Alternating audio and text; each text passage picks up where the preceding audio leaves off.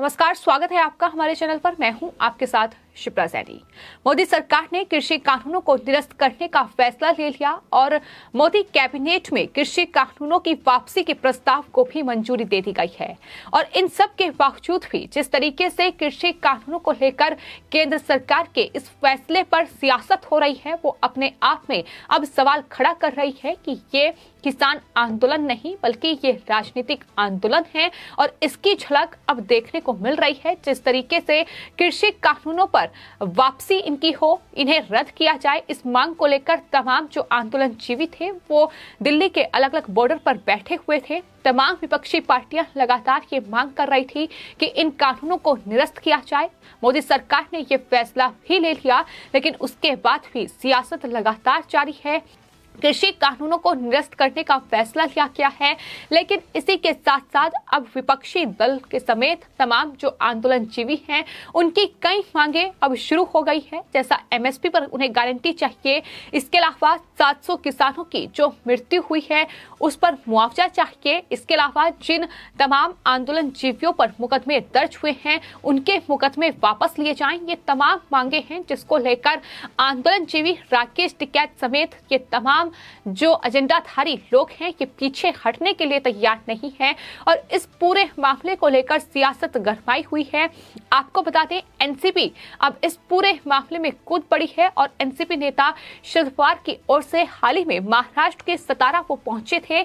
वहां ये बयान दिया गया है कि अगर केंद्र सरकार ने राज्यों को विश्वास में लिया गया होता और संसद में 3 कृषि कानूनों पर चर्चा की गई होती तो आज स्थिति अलग हो सकती थी। शरद पवार ने केंद्र सरकार पर निशाना साधते हुए कहा कि अगर चुनाव नहीं होते, यानी उत्तर प्रदेश, पंजाब जैसे राज्यों में चुनाव हैं, अगर वहां चुनाव नहीं होते तो केंद्र सरकार कभी भी कृषि कानूनों को वापस नहीं लेती। इतना ही नहीं, शरद पवार की ओर से साथ ही ये भी कहा गया कि दरअसल महाराष्ट्र में जो सरकार पर निशाना साधा जा रहा है कि महाराष्ट्र में सरकार 5 साल पूरे नहीं करेगी।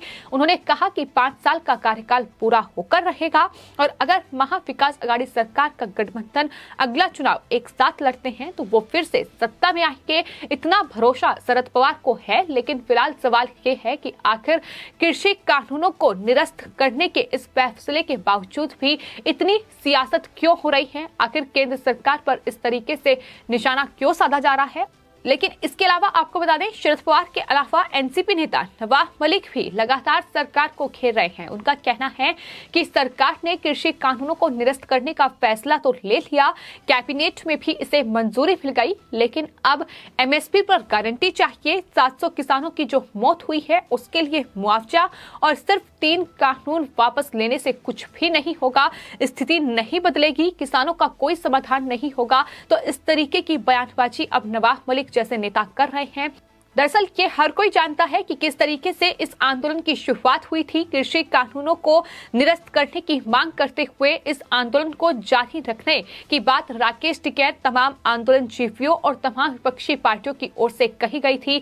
ये कहा गया था कि जब तक ये कृषि कानून वापस नहीं होंगे तब तक ये आंदोलन ऐसे ही जारी रहेगा, तब तक केंद्र सरकार पर विपक्ष ऐसे ही हमलावर रहेगा। लेकिन अब प्रधानमंत्री नरेंद्र मोदी की ओर से गुरु पर्व के मौके पर ये साफ साफ शब्दों में कहा गया कि कृषि कानूनों को निरस्त किया जा रहा है और शीतकालीन सत्र में इस पर मुहर भी लग जाएगी। लेकिन बावजूद इसके अब ये तमाम आंदोलनजीवी और तमाम विपक्षी पार्टियां, जिनके लिए ये किसान आंदोलन नहीं था बल्कि राजनीतिक आंदोलन था, अब वो तमाम अलग अलग मांगों को लेकर इस पूरे आंदोलन में कूद पड़े हैं।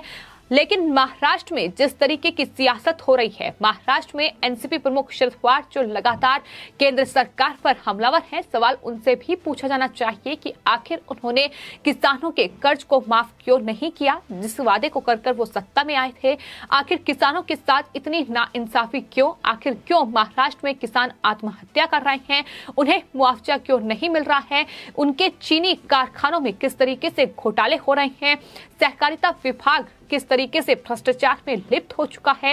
ये तमाम सवाल हैं जो महाराष्ट्र में नवाब मलिक और शरद पवार जैसे नेताओं से लगातार पूछे जा रहे हैं। तो पहले अपने अंदर झांके कि कितने घोटाले उन्होंने सहकारिता विभाग में किए हैं, कितने घोटाले किसानों के साथ किए गए हैं, किसानों की जो भूमि है उस पर कब्जा किया गया है। इनके तमाम मंत्री, तमाम नेता उन घोटालों में शामिल हैं, लेकिन आज वही सिर्फ और सिर्फ वोट बैंक के लिए इस तरीके की सियासत कर रहे हैं। क्योंकि महाराष्ट्र में आने वाले वक्त में चुनाव होने हैं और चुनावों में किस तरीके से महाराष्ट्र के किसानों को साधा जाए, तो अब कृषि कानूनों को निरस्त करने का फैसला ही सही, लेकिन कुछ मांगों को लेकर अब सोच रहे हैं कि किसानों की बीच पहुंचे और उन्हें कहीं ना कहीं बरगलाने की कोशिश की जाए। लेकिन इनकी असलियत अब हर कोई जान चुका है कि पहले ये चिल्ला चिल्ला कर ये कह रहे थे कि कृषि कानूनों को वापस सरकार ले और इस पूरे आंदोलन को खत्म किया जाएगा, लेकिन अब वही तमाम अलग अलग मांगों को लेकर आंदोलन जारी रखने की बात कर रहे हैं। फिर चाहे वो आंदोलनजीवी राकेश टिकैत हो या तमाम विपक्षी पार्टियां, खासतौर पर एनसीपी जो खुलकर राकेश टिकैत की तमाम मांगों का समर्थन कर रही है। नवाब मलिक की ओर से कहा गया है कि किसानों की एमएसपी की मांग जायज है, लेकिन ये मांग किसान नहीं बल्कि ये आंदोलनजीवी कर रहे हैं जो इस आंदोलन की आड़ में अपनी सियासी रोटियां सेक रहे हैं। तो फिलहाल अब सरकार के इस फैसले पर भी सियासत गरमाई हुई है, जहां सर्वदलीय बैठक बुलाई जाए इसकी मांग एनसीपी कर रही है, जिसपे सरकार, किसान और साथ ही विपक्ष के जो प्रतिनिधि हैं वो इस बैठक में बुलाई जाए और इस मुद्दे पर चर्चा हो। ये मांग लगातार की जा रही है। यही मांग आंदोलनजीवी राकेश टिकैत भी कर रहे हैं। लेकिन इसके अलावा आपको बता दें, लखीमपुर खीरी में जो हिंसा हुई थी, जिस तरीके से वहां खालिस्तानियों ने उपद्रव मचाया था, उस पूरे मामले को एक बार फिर से इस फैसले की ओर घसीटा जा रहा है। लखीमपुर खीरी हिंसा को लेकर अब महाराष्ट्र में दरअसल 27 नवंबर को एक कलश रैली का आयोजन किया जाएगा। 28 नवंबर को मुंबई के आजाद मैदान में किसान रैली होगी, जिसका समर्थन एनसीपी नेता नवाब मलिक करेंगे, एनसीपी करेगी, ये उनकी तरफ से कहा गया है। तो कहां हिंसा हो रही है और कहां कलश यात्रा निकाली जा रही है, लगातार ये देखने को मिल रहा है कि महाराष्ट्र में इस पूरे मामले को लेकर सियासत हुई है। इससे पहले भी आपको बता दें, लखीमपुर खीरी में हिंसा हुई, लेकिन महाराष्ट्र बंद बुलाया गया और उस दौरान जिस तरीके का उपद्रव महाराष्ट्र में हुआ, जिस तरीके से खुलेआम शिवसेना और एनसीपी के जो कार्यकर्ता थे उन्होंने गुंडागर्दी सड़कों पर की, खामियाजा उन्हें आने वाले वक्त में भुगतना पड़ेगा, क्योंकि महाराष्ट्र में आने वाले वक्त में चुनाव आने हैं और यही वजह है कि इस तरीके की सियासत करने की कोशिश की जा रही है। तो फिलहाल जिस तरीके से कांग्रेस पार्टी से लेकर एनसीपी अब लगातार इस आंदोलन के समर्थन में नजर आ रही है, इन आंदोलनजीवियों का साथ दे रही है, इनकी मांगे मानी जाएं, ये लगातार उनकी तरफ से कहा जा रहा है। तो साफ तौर पर दिखाई दे रहा है कि ये तमाम बयान उनके किस तरफ इशारा कर रहे हैं, चूंकि चुनाव कई राज्यों में हैं और जाहिर तौर पर महाराष्ट्र में अपने आप में बेहद महत्वपूर्ण है बीएमसी का चुनाव और इसके अलावा भी तमाम निकाय चुनाव वहां होने हैं। ऐसे में किस तरीके से किसानों का वोट बैंक अपने हिस्से में किया जाए, क्योंकि एनसीपी प्रमुख शरद पवार ये बखूबी तरीके से जानते हैं कि आखिर उन्होंने किसानों के साथ कितना अन्याय महाराष्ट्र में किया है, किस तरीके से उनके चीनी कारखानों में घोटाले हुए हैं, उनकी भूमि कब्जाई गई है, किसानों का कर्ज माफ नहीं हुआ है, किसानों ने आत्महत्याएं की हैं और आने वाले वक्त में किसान इसका हिसाब किताब एनसीपी के साथ कर सकते हैं। यही वजह है कि अब न सिर्फ शरद पवार बल्कि एनसीपी नेता नवाब मलिक भी इस तरीके की बयानबाजी कर रहे हैं, खुलकर इन आंदोलनजीवियों के साथ खड़े हुए हैं।